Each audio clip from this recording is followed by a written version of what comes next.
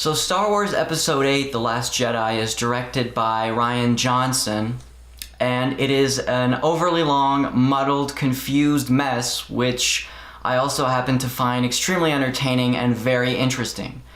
Now, because this is Star Wars, I'm going to give a spoiler warning. I generally don't give a shit about spoilers because I don't think you can have a reasonable discussion or an interesting discussion about film without explaining things that people would consider spoiler, but, you know, this being Star Wars, I don't want to get death threats.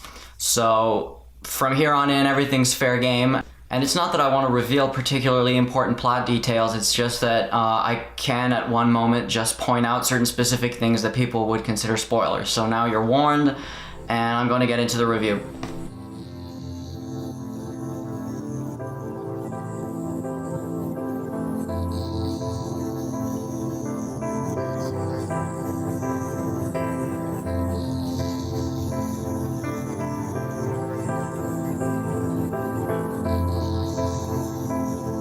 The Last Jedi can be sort of very clearly divided into an A and B plot. The A plot with Luke, Rey, and Kylo Ren, and the B plot with Poe, Finn, and a new character called Rose.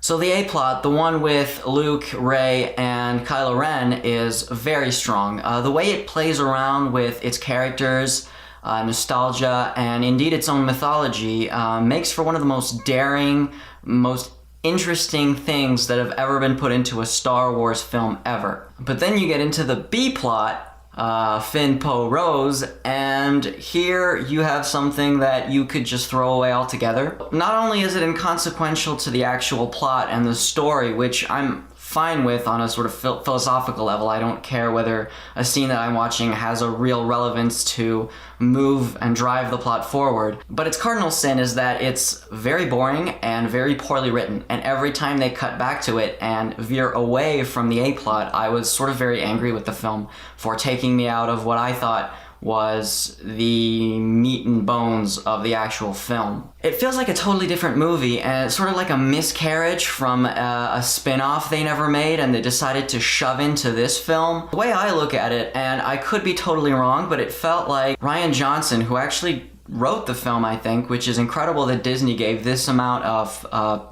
creative power to somebody who hadn't done that much before. And it felt like he wrote a script. The original script was everything that was really strong with the film, with Luke and Rey and Kylo Ren, and really delved into some really interesting thematic ideas. Finished the script, people read it, and he reread it, and the execs at Disney were all like, you know, this is really good, but you didn't put any of these characters that we created for the first film, for The Force Awakens. So you better go back and insert them into the film. And so they just wrote around it and shoved all this into the final product, and it just feels like it's a totally different movie. And it doesn't really start off that lame. The whole idea for a casino planet that looks like an alien Macau could have been really interesting. And one of the first shots in that sequence is a straight up ripoff of William Wellman's Wings, from 1927, which is the sort of pandering that I really love, obviously.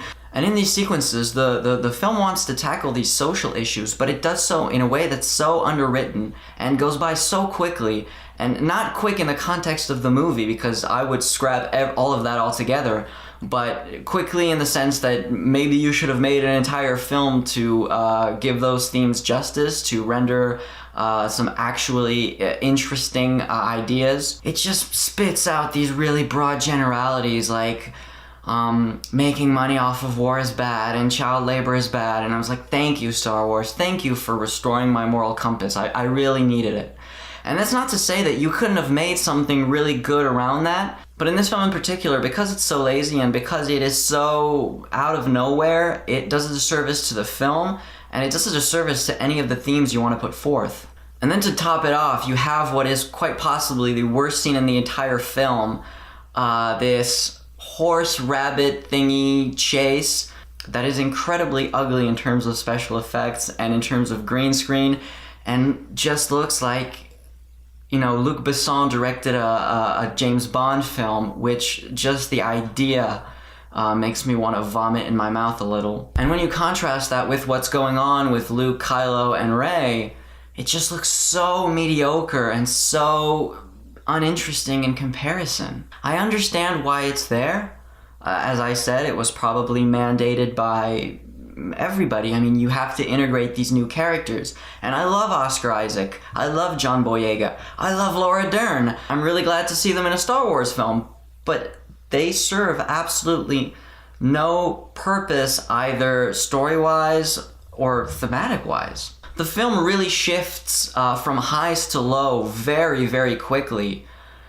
Even tonally, it will go from taking itself very seriously and being quite dark at times to interjecting these moments of humor. And that could work, but in this film, the humor doesn't land at all. Even the design of the film has some weird high and lows. So for example, Snoke's lair or his throne room or whatever you want to call it is one of the most beautiful sets that I've ever seen in a Star Wars film. Possibly the best that's ever been in one.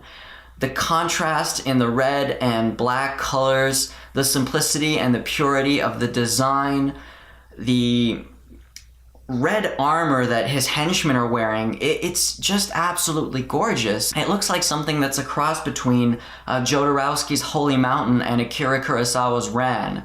And if they had just Reservoir Dogs styled in the entire film within that set, I would have been super happy, because it is a treat to look at. Really, just my eyes were absorbing it and loving every second. And by comparison, some of the other frames in the film just feel really cluttered with a lot of mess. And it's not as bad as the prequels that are just filled with digital shit everywhere, but one of the sets was so good, I just wanted everything to be as good. And the film is sort of schizophrenic like that throughout. It's full of great, wonderful, touching things, and also just full of crap. And I'm criticizing the film a lot, but I actually end up very much on the positive side, because I would rather a film with really high highs and really low lows, so that I can really latch on to the things that I find wonderful and the things that I love, and completely ignore everything that's crap about the film,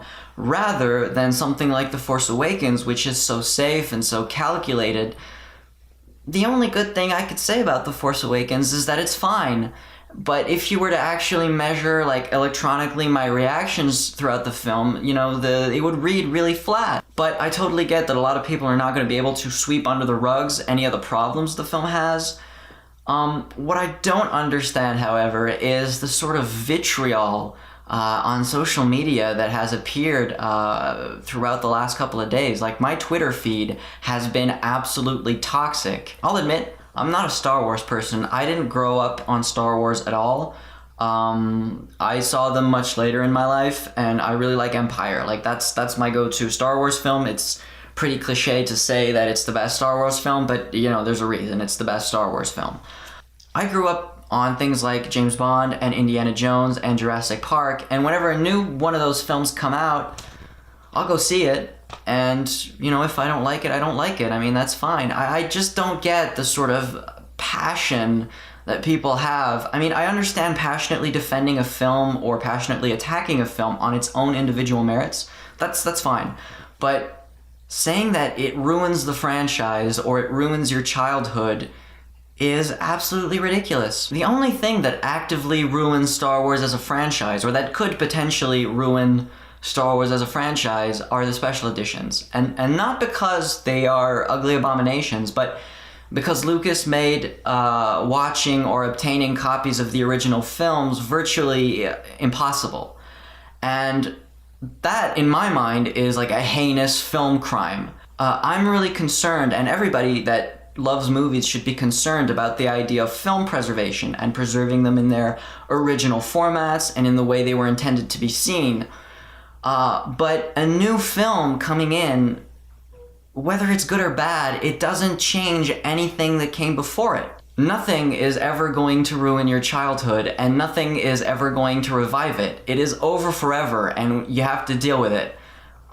So preserve those memories, cherish the films you want to cherish, but what really matters is that we preserve films in their original state, that we make them readily accessible for all, and that we do not go insane when something that a giant soulless corporation like Disney puts out is good or bad, or that we like it or don't dislike it, because ultimately it just doesn't fucking matter.